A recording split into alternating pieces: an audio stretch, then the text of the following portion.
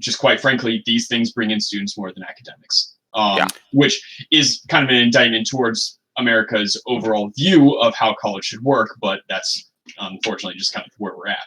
Liberal arts was once the domain of the landed gentry. Our great mistake was extending it to everyone. If people didn't know how to read, they wouldn't be asking for these things. I think we're back to we just do not need to teach people how to read. That's the real problem with reading. That's the real problem with reading, is that people know how to do it.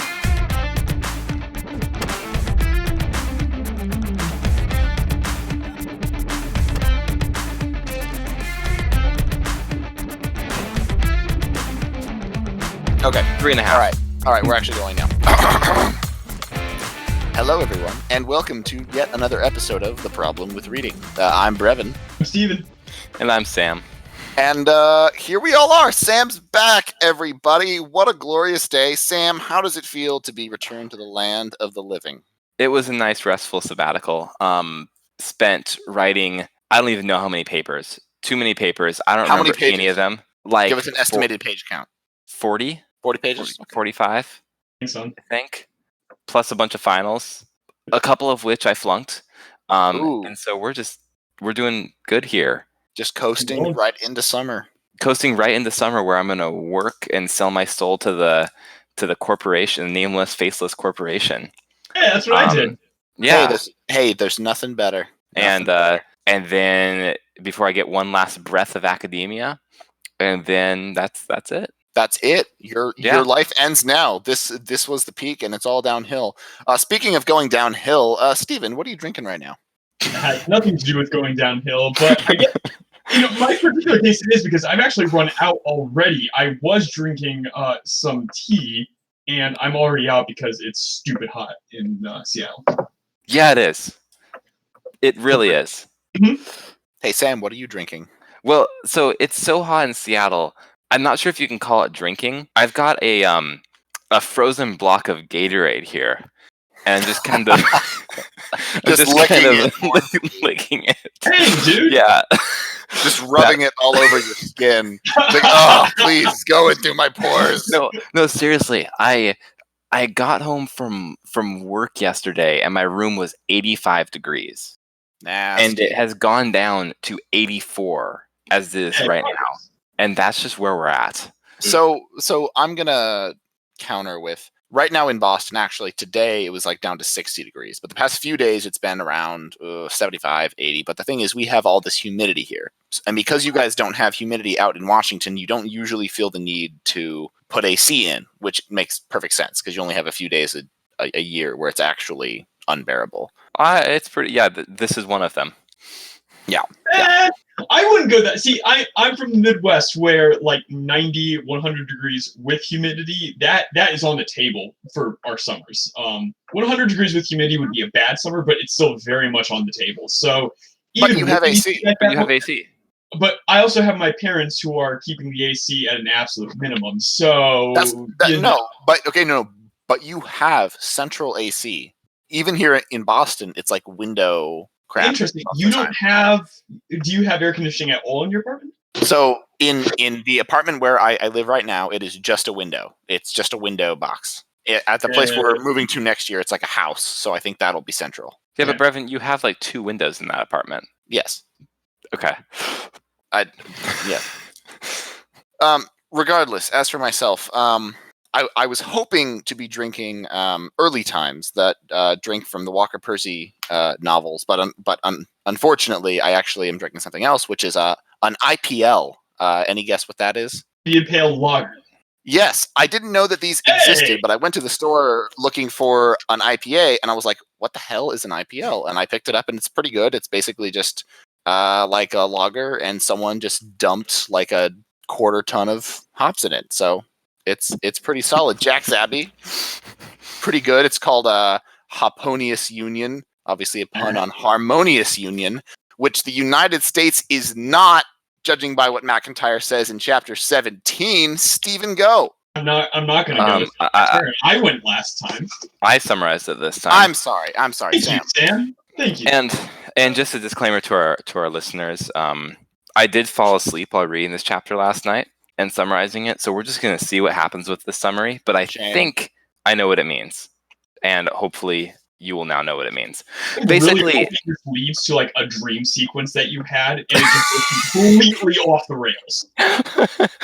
I would know. I would know. It's the same You thing. found yourself wandering through a dark forest, and you saw a gate that said, "Virtue is only after through here," or something. I don't know. And then Anyway. this wizened figure with a Notre Dame T-shirt came up to you and said, "Hey, let me guide you." And it was MacIntyre guiding you through the 7 levels of After Virtue. And we are on the 17th.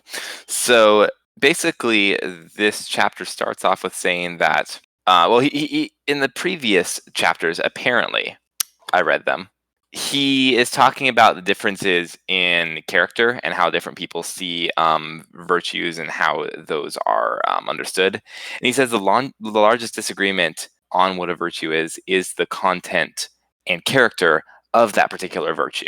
He says that no two cultures can really agree on the complete content, and that these two items are determined by that culture. And then he kind of goes into this long digression about his characters A and B.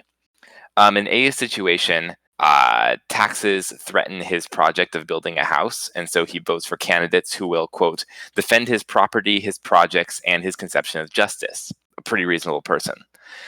Character B sees non-redistributive taxation as unjust. It's basically arbitrary. It leads to inequality. And overall, the market system's absolutely terrible. And so he uses his rationality to draw a conclusion that we need redistributive taxation. So he votes for candidates who will, quote, defend redistributive taxation and his conception of justice. Man, what a loser. Yeah, I know. Crazy commie. And so both A and B will inherently disagree. They agree that that justice is an end to be or a virtue to be pursued, and they're going to take action to pursue that. But they can only do it up to the point that their concepts of justice are put against one another, and you realize that there's no way for those two concepts to engage. So they reduce down to nothingness, to the inability to argue. It's really easy to identify the principles that do conflict. So you can identify that A is following the principle of entitlement, that people should get what they are entitled to. In his case, building his house that he has bought the property for and wishes to build. And B follows the principle of equality, that people should be given equal rights, they should be given equal opportunity, and they should be given equal property through the distribution of wealth. So, and then he kind of takes this jab at American culture, where he basically says that we are totally pluralistic, and that's normally seen as a good thing. But in his case, he says that means there's no way to weigh these. We have absolutely no way, no method in our culture to weigh these two different values, these two different principles of entitlement versus equality. And then he kind of reveals that this was kind of a thinly veiled scapegoat for the conflict between Nozick and Rawls. So Nozick is obviously A, Rawls is B. For Rawls, let me find the section in the book. I said read section and book, but then I didn't actually say what page it was on. Basically, for Rawls, everything, all social primary goods are liberty, and they should be distributed equally unless equal distribution or unless unequal distribution gives an advantage to the least favored. So that's his conception of Rawls. So basically, it's just benefiting people equally. All right, Nozick is just straight entitlement dictates just distribution. So if you follow what people are entitled for and you give them that which they are entitled to, it will be distributed justly. This captures exactly the disagreement seen between A and B, and we're back at the disagreement that he was talking about earlier. He does point out that neither addresses the concept of desert, that it's not just that they are entitled or that the poor are being deprived, but that the person who is entitled to something or those who are treated unequitably deserve something. And so that push for action. Rawls says that desert comes after the rules of justice are formulated, so it's kind of subservient to those rules. Nozick, I don't even think he talks much about what Nozick thinks of desert. It's basically it comes out of what they're entitled to. And so he says that community is required to apply that desert. That Nozick and Rawls push community to the more individual, family, contractual level, but it's not a common end of a larger community. That people can deserve things and get things on a small level, but when you try to apply it in the community, you're governed by rules. He's saying that that community should govern everything. MacIntyre then goes on to say that by excluding the community, or by not considering the community in this overall discussion of desert, you exclude reference to the past. Nozick falls apart if you look to the past, because where does the original entitlement begin? If entitlement either comes from something that you gain from yourself or is given to you, where did it start? He then talks about how the A and B defer to a common past and are much more Christian or Aristotelian, in that each of those groups, or each of those people, I believe, is coming from a common community. And then he talks about how only small groups in the United States are able to do this right now. So very specific communities that hold to values, talking about like Orthodox Jews is one of his examples. Those are people who are able to continue to do this right now. And then he then talks about Marx. He was, I believe, a Marxist at the time of writing this, or this book, or the writing of this book actually deconverted him from Marxism. And so he says that Marx was right in seeing this conflict between the classes, and that the conflict is more important than consensus in modern society, in that we can't actually reach consensus. It always leads to conflict. He then goes on to talk about how the Supreme Court in America is not deferring to shared principles. Rather, it's just navigating disagreements and trying to find peace, which leads to American society being utterly baseless and thus unable to answer this question. All right. How'd I do? I would say well done. And yes, you are correct. He was Marxist. And I think, I'm trying to read up on his biography right now, I think he's still somewhat sympathetic to Marxism, although he does criticize it. No, he definitely is. Yeah, I keep forgetting the name of the of his later book that I skimmed a couple parts of it for an essay I was writing last quarter. Which justice, whose virtue, something like that, or was it the justice, which rationality, or was it the 3 patterns of something or other? 3 rival versions of moral inquiry. Dependent rational animals. Why do I even try to answer these questions? Yeah. Anyway. Also, incidentally, I'm thinking that he wrote new essays in philosophical theology with Antony Flew. That would be, I'm about that. Okay. Anyway, sorry, we're off topic. So if y'all are done fangirling, I enjoyed this chapter quite a bit because it did sort of bring us almost up to speed with modern political debate. While it definitely wouldn't be accurate to say that modern progressive/liberal theory derives itself from Rawls in terms of philosophical discussion, as far as I understood it, Rawls has largely stood the test of time. Rawlsian theories inform a lot of, I guess, maybe the broadly liberal side of what are moral decisions and ethical decisions in broader society, whereas Nozick, and some of his predecessors, Locke was brought up for example, are sort of more the chosen philosophers of those who contend with the Rawlsian sort of, I don't know, beneficent over society view of things. So you can think libertarians, fusionist conservatives, of a certain stripe at least. So I definitely appreciated that. And what MacIntyre's big point seems to be is that both of these conceptions of justice have to start from this sort of totally unreal position of this man in a vacuum, disconnected from everyone, with no priors, rather, sort of floating in the midst or on the desert isle with complete strangers, having to design a society from the ground up without even accepting the idea that there can be things that connect us to other human beings with bonds that we have little control over, sort of weirdly autonomous and non-dependent animals, unlike creatures are. But then furthermore, that in political discourse, which he broadly divides between A and B, the ability to call back to any justice is limited, and any attempt to use sort of larger theories such as Rawls or Nozick ultimately end up only eroding A and B's positions that they like, to the conclusion that the Supreme Court and just our cultural and political battles generally are civil war carried on by other means. That's a quote, and I think quite a good one. And I think you can see that in modern politics where, and I'm sorry, I'm going on a bit long here, but you can see that in modern politics where the court is pretty central, especially when it comes to the presidency. A lot of the evangelical vote that went for Trump, for example, was justified nominally, whether it was truthful, none can fathom. But on that, the court has become the central place where large-scale issues are decided on behalf of the entire country, whether we like it or not. So it's necessary to protect our cultural values at this level. And since then, especially with Justice Kennedy, Roberts, who's attempting to sort of navigate this line between he has conservative principles, but he's trying not to rock the boat too much, because if he hands down a whole bunch of strongly, if he falls down on the conservative side with Alito and Thomas and Gorsuch and Kavanaugh, it's going to create huge rifts in the country. Yes. Civil War carried out through other means was a very potent analogy, or you might not even say it's an analogy. You might say that that's just a direct measurement of reality, and you wouldn't necessarily be wrong in saying so, I suppose.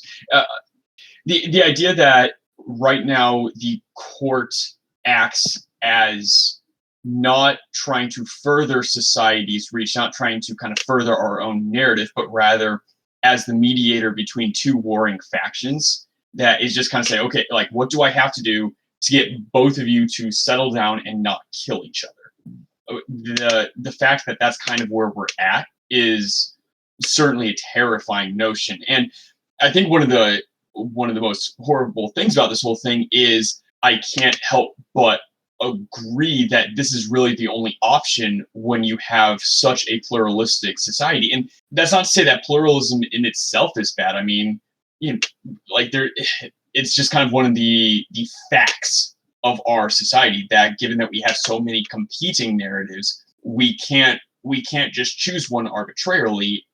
That's pluralism. And so we are kind of left to Supreme Court decisions are making truces between warring factions just to try to make sure that everyone can get along reasonably well enough. Yeah, I had an interesting conversation a couple of days ago, just at work with a couple, I guess like a higher up gentleman in the company. It was a very good conversation. We started talking. Somebody had mentioned that I was into politics and what I was studying, and we were talking about Aristotle and classical philosophy, and then we started getting into, and they were all on board with that.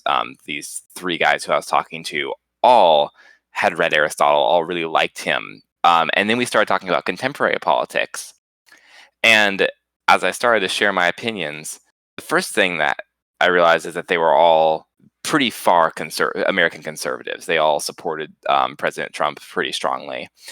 And so as I started talking, they kept pushing back, first of all, about my opinions not being that conservative, which I thought was kind of interesting, that was a standard and kind of an absolute value, is how conservative are your opinions? And then as we started talking about the success of the Trump presidency and the reasons that I did not vote for him, the pushback that I received was, well, you're young, you're just a little bit idealistic and trying to stand by principles. And at this point, we just need, could you imagine what the alternative was? We just need to weigh the alternatives and weigh the consequences. And I just thought that was really interesting, the twist, the shift from, needing to stand by these principles at all costs, unless we're looking at the consequences, and then just throwing principles out the window in favor of avoiding worse consequences. I think it's kind of a microcosm of what he's talking about in this chapter, where there is no principle that there's any basis in for political decisions. It's basically adopting principles by whatever suits your means for the moment. That is a bit chilling how fast it can go from lofty ideas of principles to just immediate, well, we gotta choose even this horrible decision. We just have to do it. Mm-hmm. There's something a little chilling about that, certainly. No, it was, and that was kind of I guess my conclusion to that conversation was where I was like, well, should we really make our decisions based entirely off the consequences? I'm not so sure that's a good idea. I think that we've seen in past, administrations without checks and balances that when you make decisions off of entirely consequence based, it leads to some very, very nasty things. And that was an innovative concept in that circle. Intriguing. So, and just kind of given that this is where we're at, Brendan and I were discussing before the podcast that this is where MacIntyre really is starting to ramp up to his. It's anachronistic to call it the Benedict option now, but this is where he's really ramping up in the previous chapter and in this chapter. You can tell he's starting to say, look, our society just isn't equipped to handle the concept of virtue ethics, the concept of a common narrative.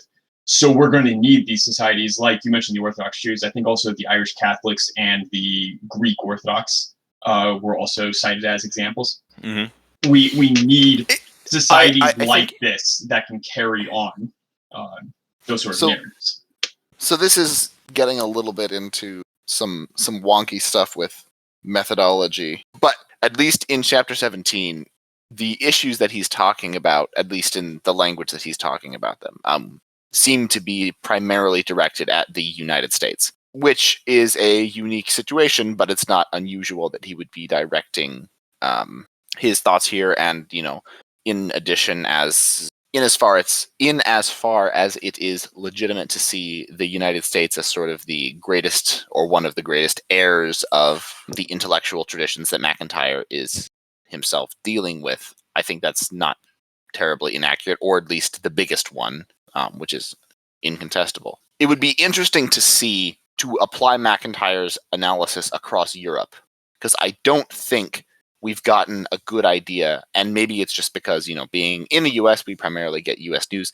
I don't think I have a good idea of how MacIntyre's analysis holds up / compares / can be applied to Europe. And it would be interesting to see if the problem is somewhat different, because a lot of what he's getting at here, and there are parts that are about secularization and sort of the loss of central teleology and whatever that comes from that, and just sort of the general currents of ideological diversity in Europe. But a lot of the problems, or at least the most acute issues with a pluralistic, or let's not say pluralistic, of a multicultural society are most acute in the United States. So I wonder if all societies to which his analysis might apply are as poor off in the same way as we are here. If MacIntyre's thesis is correct, I would say, if anything, Europe would probably be in an even worse situation, given that that's where the Enlightenment began and had its most potency, or its strongest potency, or what have you.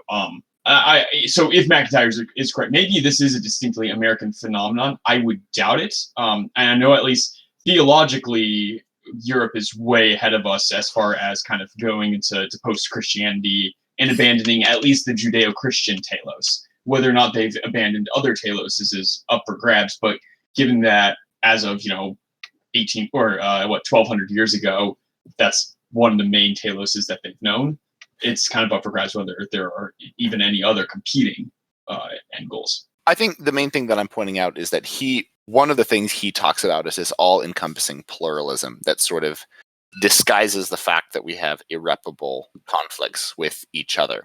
But pluralism as a society in which you have sort of these multiple but strong lanes of living life, down to the point where different states could be hypothetically totally different from other states, even though they're neighbors, in terms of culture, laws, values, blah, blah, blah, ruling party.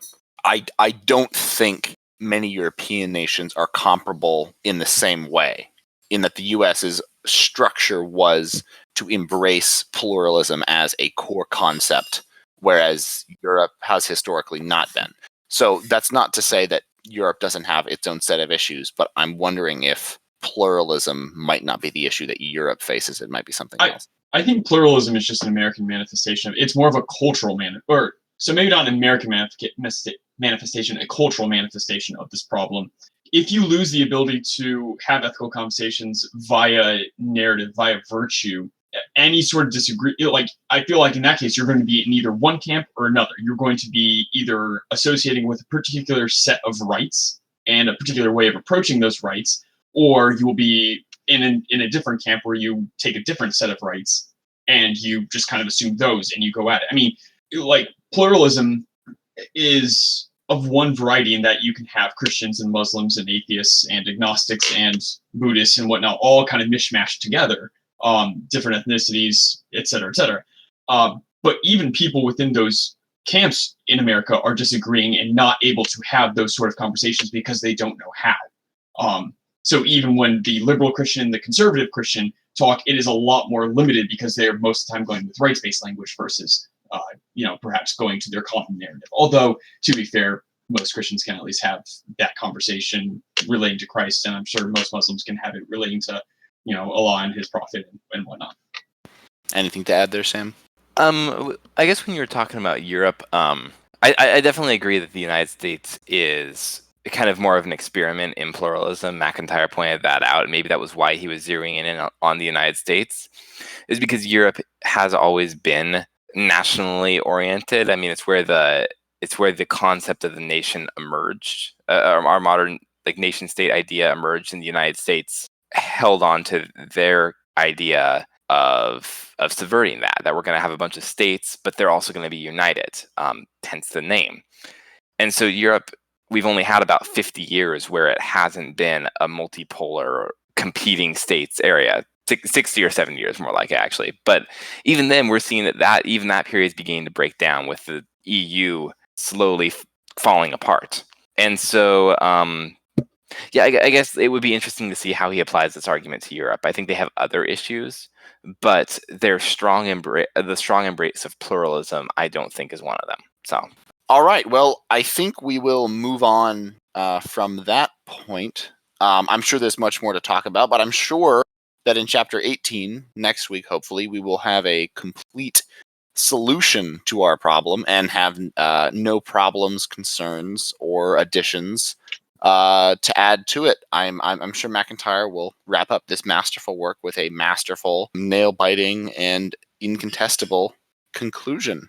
But speaking of incontestable conclusions, Stephen, I believe you have a short article that TLDR says, I don't want to be free, I want to be good, ? I do indeed. So I'm presenting an oldie but a goodie, David Bentley Hart's article in First Things, Freedom and Decency. This is an article from way back in June 2004. So in this, Hart takes on one of the hot topics of the time, Janet Jackson's debacle in the 2004 Super Bowl halftime. For the younger members of our audience who aren't aware, Miss Jackson during the performance had a piece of her costume taken off, which actually ended up exposing her breasts to the general viewing public. There was quite a lot of hullabaloo about it, and many contacted the network to complain, and there was a whole fuss. Hart opens up with a rather dry comment that things could be much worse, citing a Norwegian black metal band in Krakow, Poland, which featured, quote, among other whimsical conceits, naked women hanging from crosses. One of them had to be hospitalized when she lost consciousness. A dozen sheep's heads impaled on stakes, perhaps 100 liters of sheep's blood poured over the performers and their audience, a stage festooned with Satanist sigils and songs of praise to the devil, end quote. He uses this example as a comment on how, quote, our chief cultural export in terms of profits generated at least is not blasphemy, end quote, adding a dry parenthetical that, quote, it remains, if one is curious, pornography, end quote. But regardless of what ill thing is being exported, the question remains whether it should be allowed to be exported. Commenting that while it is a relief to see people protest against this sort of explicit content being shown in the public sphere, it is likely that those who shook their heads at this are perfectly, quote, willing to tolerate most of the corrosive influences that invade family life, from advertising, films, popular music, the internet, video games, the language we have all become accustomed to hearing every day, so long as those influences continue unobtrusively to operate in their proper places, end quote. From here, he launches into some rather interesting discussion around censorship as an answer to an ever-spiraling culture of degradation, stating that, quote, any sane society should be able to uncontentiously agree, and yet ours cannot, end quote. He argues compellingly for censorship, arguing that, quote, where no codes of civil conduct govern cultural production, it is inevitable that those who are coarsest and most conscienceless, those who are most wanting in shame, restraint, imagination, modesty, consideration, or charity will prevail, end quote. He dispatches the arguments against censorship quite well, noting that most of them take the form of slippery slope. Any amount of censorship will lead to a totalitarian regime of puritanical standards. Quote, this, of course, is nonsense. In the days when the U.S. Postal Office had the authority to prosecute those who delivered obscene materials through the mails, and cinema was subject to the Hayes Office, and communities were permitted to ban books, There were certainly cases of excessive zeal in the application of these powers, and instances when provincialism triumphed over art, and perhaps many miscarriages of justice, but mirabile dictu, however you pronounce that Latin, we were not at the mercy of secret police, warrantless incarceration in nameless prisons, tortures, murdered journalists, and the cult of the great leader, the rule of clandestine tribunals, the bullet in the back of the head at dawn, all these things remained miraculously absent from our society, end quote. There are more examples he addresses that I won't repeat here, given that, honestly, if the above is any example, I simply cannot do service to his precise, cutting, and downright funny prose. But he arrives from this discussion on censorship to the meaning behind it, that of a society that chooses to restrain itself in order to reach for something better. He laments our current conception of the good. Quote, "It is a curious condition of late Western modernity that, for so many of us, the highest ideal of the good society is simply democracy as such, and then within democracy, varying alloys of capitalism, the welfare state, regionalism, federalism, individualism, and so on. And what we habitually understand democratic liberty to be, what we take, that is, as our most exalted model of freedom is merely the unobstructed power of choice," end quote. He finds this ridiculous, stating, quote, "An absolutely negative liberty, the absence of any religious, cultural, or societal restrictions upon the exercise of the will may often seem desirable, at least for oneself, but ultimately offers only the freedom of chaos, of formless potential." This is the classic freedom from versus freedom to dichotomy that another philosopher that always goes by his full name, named David, discusses. He goes on to flesh this idea out theologically, exploring more and more the paradox of libertarian freedom being slavery, but voluntarily training and indeed limiting of ourselves as perfect freedom. Quote, "The ultimate consequence of a purely libertarian political ethos, if it is taken to its logical end, would be a world in which we would no longer even remember that what we should want to choose. The ultimate consequence of a purely libertarian political ethos, if it could be taken to its logical end, would be a world in which we would no longer even remember that we should want to choose the good, as we would have learned to deem things good solely because they have been chosen.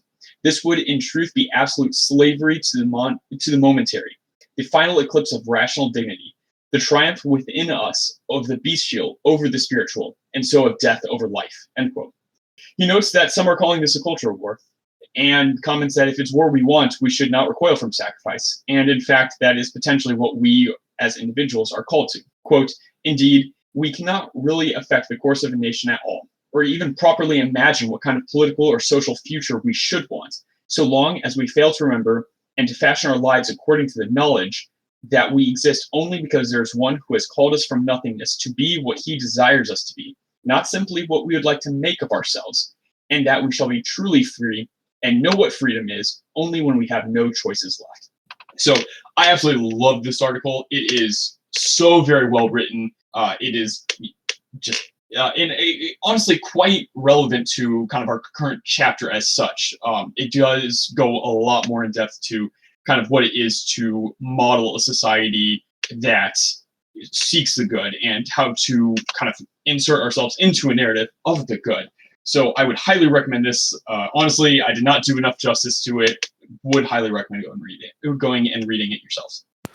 I would say, I would note rather, it's definitely much better read than heard, just because it's so convoluted is not the right word. It's so precise and deliberately put together that but sometimes that's hard to hear and it's easier to read on a page. But I really like this article for a couple of reasons. One is that it reminds us of how terrible Europe is, which we kind of need reminding of every now and then. The second thing that I like about it is it reemphasizes sort of this strange puritanical prudishness of Americans that is quite admirable in the end. And we still kind of have, actually, which is nice. And the third thing that I like about it is that it is a very good critique of a sort of empty libertarianism, in that we've sort of been reading this MacIntyre chapter talking about the reduction of complex life decisions and, lives, qua narratives, whatever, to these weird axioms and these weird definitions that, a rational person existing in space with no priors and no biases would choose to construct things in X way that is the only rational way, and we should construct our society in X fashion going forward, which is ridiculous. And the passage that you read particularly about the person so obsessed with keeping everything free to choose forgets the importance of making choices and mistakes people choosing something as something being important, which I think is as someone who, as I've mentioned, grew up in libertarian boot camp, but also sort of I would say vaguely fusionist conservative, especially in sort of the modern debates between like David French and Sorba Mari, in terms of more fusionism conservatism versus a stronger, you could say maybe post-liberal conservatism. These are debates that are important to have and important to remember these things, that the emphasis on freedom can be taken too far, but that it is always precarious and difficult to tell where those lines are. It is, and I think he addressed that quite well. He did bring up several instances of censorship going too far, but also would kind of note, well, there are ways around that, and there are ways to limit even censorship and what have you. And just on the whole, yeah, I really like the kind of paradoxical surrendering your freedom can oftentimes lead you to perfect freedom, while as a complete falling into whatever you want is actual slavery. And I just really like that he dove into it in such a very precise way and a very eloquent way that it was just on the whole a pleasure to read. I would agree that reading it is probably better than hearing it, certainly. Yeah, I really like the nuanced approach that he takes to the culture war. I grew up in a pretty similar culture that Brevin was describing, and I don't know, the way that he examines that and kind of takes multiple steps beyond where most of these people who are fighting this war go with it is looking at, well, what is the assumption behind the idea of fighting this war? What is that doing to us? And those are the kind of questions that I wish were being asked more, but I really appreciate the fact that he is, or at least was, asking them in 2004 when you wrote this. All the way back in 2004. 15 years too early. All right. And he is an Eastern Orthodox theologian.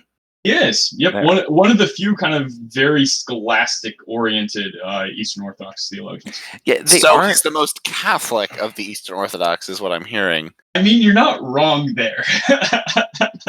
I mean, when I was reading the article, it did sound Catholic, but then when I think about the way that he phrases, the surrendering to the higher good and just kind of orienting towards that, I mean, it's a Catholic concept as well, but it does sound Orthodox. God damn it! I need to get one of you. I can't lose both. You're gonna lose both.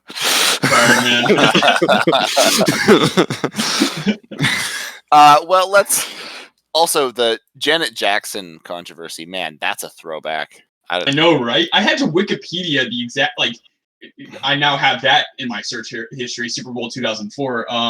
But I had to Wikipedia to remember exactly what went down. It just I don't even bizarre and crass. So I would have been 9, but I definitely wouldn't have known about it until I was 15 or something, and was following football and tracking back the Super Bowls. But anyway, that's all water under the proverbial Justin Timberlake bridge. So for my article from City Journal by Heather McDonald, this is the college bureaucracy that never shrinks. And I only have a few things to say on it, but her argument is more or less that the various political crises around college, most notably student debt, are not the result of just this inevitable act of God, but very specifically of human choice. And she notes that colleges on average, depending on whether they're public or private, spend 2 to 3 times what they are mandated to on administration positions. She looks at Georgetown as a case study. She has some other examples, but her main look is at Georgetown. And they recently launched a new vice president for diversity, equity, and inclusion, which also comes with an associate vice president and also various staff under that person.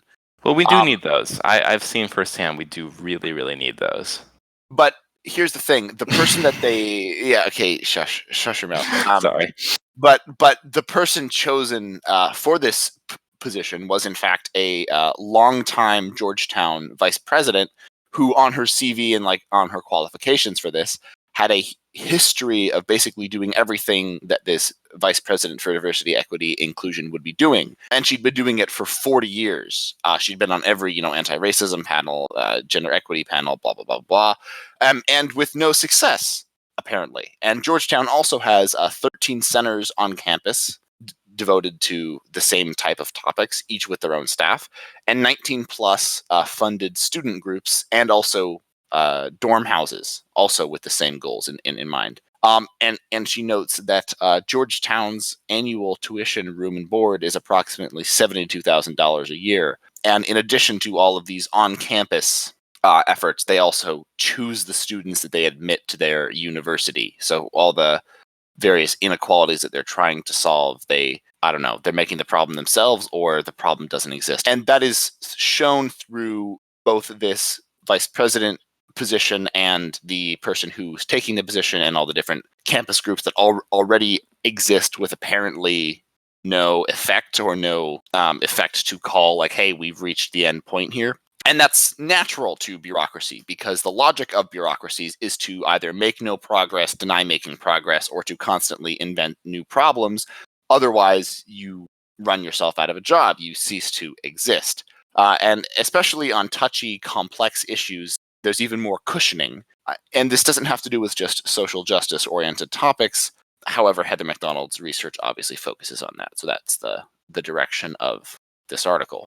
And her solution to this is much the solution you would apply to any category of spending in which you are increasingly large amounts of money go into with apparently no return, or even if there is a return, apparently a constant and increasing demand, which we're seeing across all campuses in the U.S. And she says that, quote, colleges should itemize spending on diversity functions and functionaries, including faculty time spent on committees dedicated to race and sex-based hiring and admissions. Every identity-based center and program should be listed along with their budget so that parents and the public can know how much tuition and taxpayer money subsidizes separatism.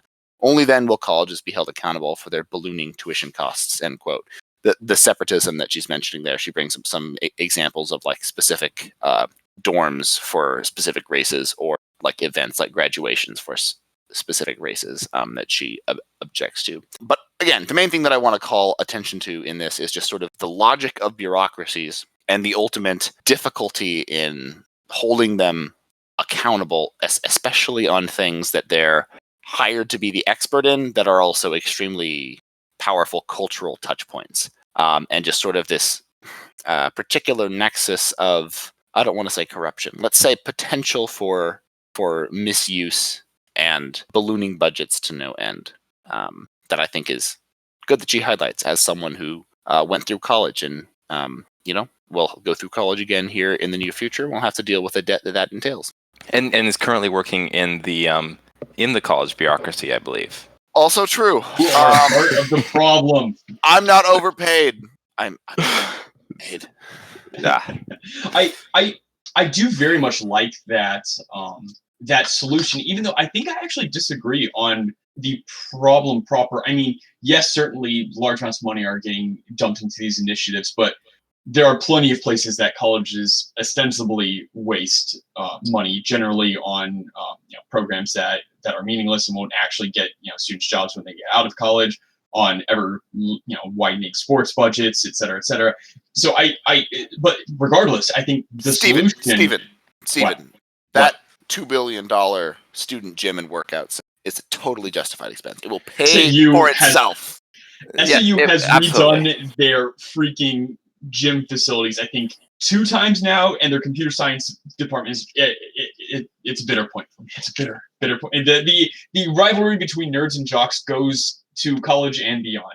But regardless, I think honestly, if colleges were held accountable for reporting their numbers to potential students, honestly, I think that would do so much good. I think it would cause quite a few colleges to reconsider their budgets and potentially go out of business, because people would realize how frivolously they're spending their massive amounts of student money that they'll be in debt for the next 10, 15 years for. So I love that solution. I think it's a good solution. The problem is that the people who would have to show this budget are, in fact, the administrators who would be risking shutting down, who would risk their schools shutting down over them revealing this. Precisely. So yeah, that I think you're right, and therefore the solution will probably never be effective. There was one school I was reading about, and I'm totally spacing on the name of it. It was a big school in the South, where the president took a major pay cut, and basically has been like cutting huge amounts of staff. This was on a Freakonomics podcast. Yes, it was. I listened to the first half of that podcast, and I was really enjoying it. Podcast you're talking about. I don't know, but I know what you're talking about. Okay. I'll need to re-listen and bring it back. There's a school that exists where the president is cutting massive amounts of programs, and the tuition has been lower the last 5 years than it has been. And he's been publishing it directly and pushing that directly off on the students, and seeing huge success there. For him. Mm-hmm. Yeah. I mean, it is an interesting phenomenon that, unfortunately, colleges are also very incentivized to put the money towards very frivolous things, such as upgrading the dorms and, getting very quality catering, et cetera, because just quite frankly, these things bring in students more than academics, which is kind of an indictment towards America's overall view of how college should work. But that's unfortunately just kind of where we're at. Liberal arts was once the domain of the landed gentry. Our great mistake was extending it to everyone. If people didn't know how to read, they wouldn't be asking for these things.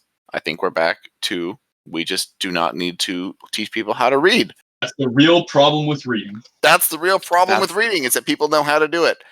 Sam, I believe your rant might be related to this.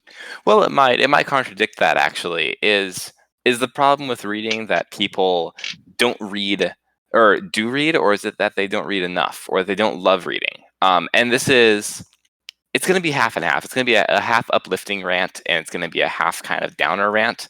And I will preface that it will be a longer rant because I don't have an article this week. So yesterday I had an experience that kind of changed a little bit of my perspective on this. The company I work for conducted a day of service at a local charter school. And so I jumped in on that, and we went and helped sort books, and then worked with the kids, did a few activities with them. It was there wasn't a whole lot going on in it. It was mostly kind of the school talking about the programs that they're doing.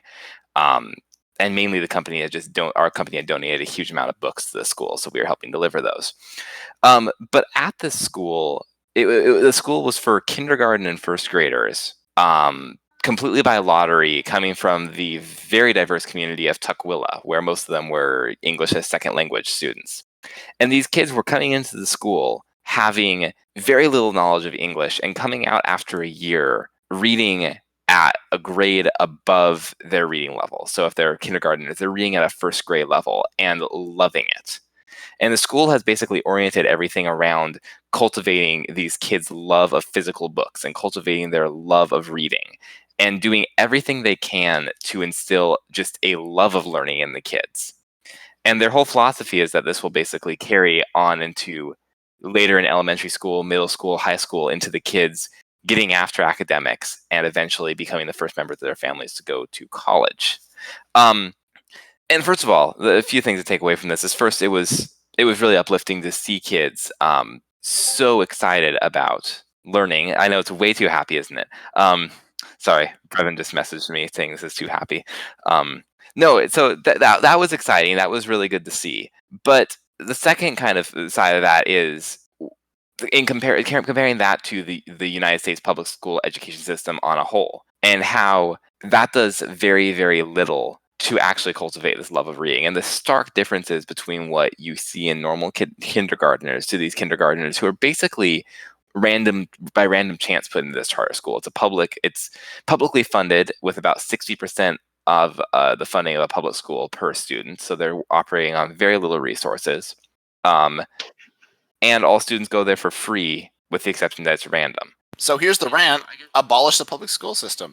Well, that might be it. It was incredibly depressing to see that these kids were getting this rare and amazing opportunity, but most kids aren't going to get this. And most kids are going to go through school not cultivating any kind of love of reading, and are going to go to college picking it based off the climbing wall it has instead of the actual academic programs, which is kind of where it ties into your article. And so, walking away from this, I was hopeful for these kids, but also very saddened with how far education has gone in the United States. And so the solutions would either be, if you're gonna read, if you're gonna teach people to read, they need to love it, because otherwise you're stuck in this, I don't know, maybe that's the problem with reading.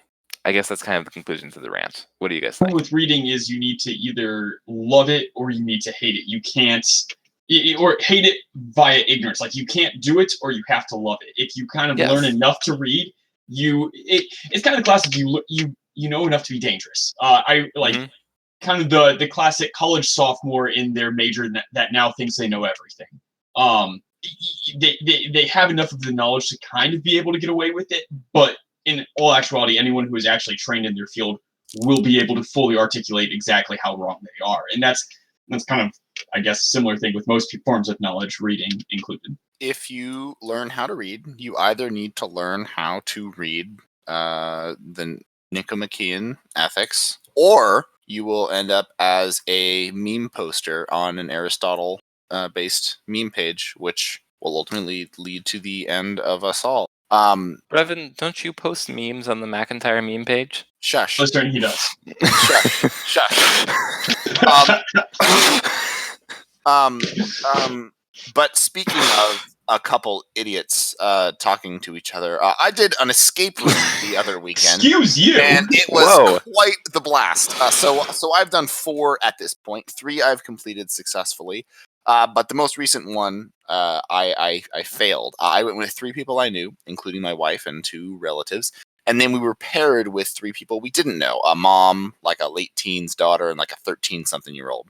Wait, are you still in the room? Yeah, still there. Okay, got it. Escape rooms are stressful and complex enough with complete lack of communication and coordination that being paired with random children brings. So, like, granted, he was actually pretty good, but when he got a bad idea in his head, he would just be, like, running around with our clues, and the only way to get back on track was, like, to take them from him, or to, like, tell his mom to take them from him, which was just not a good look. All this to say, when you do an escape room, I highly recommend that you do it with your friends and just your friends, because being locked in a room with a timer with friends is already hard and stressful enough. Don't make it worse by locking yourself in with strangers. Please help. 13-year-old kid. I'm still here. My data's running out.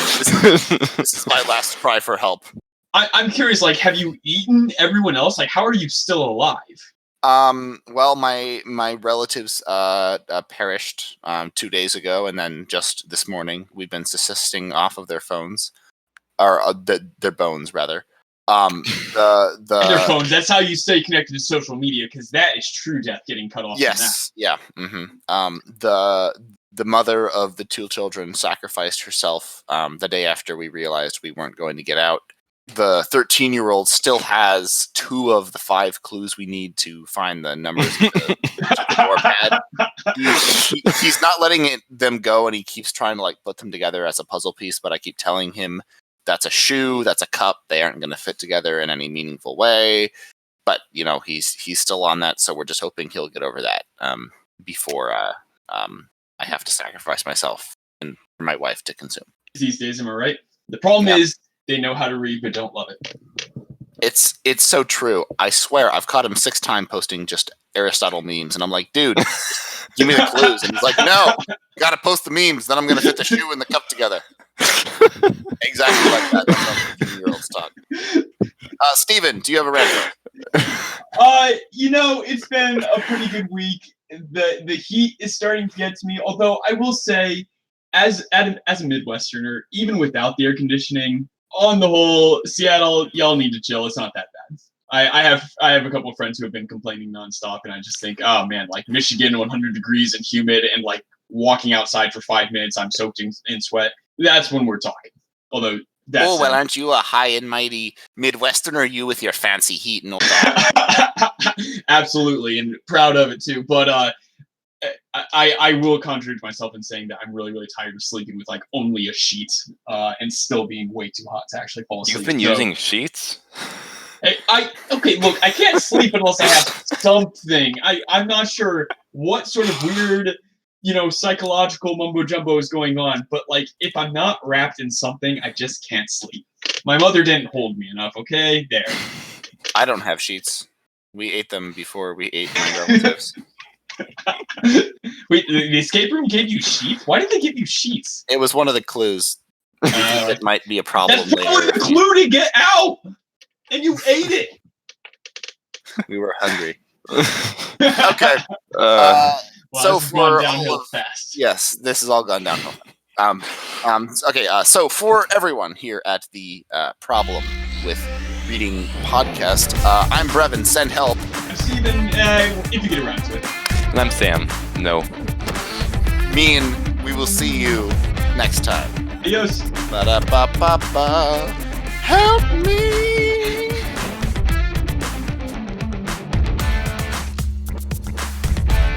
Oh man, I do miss doing this.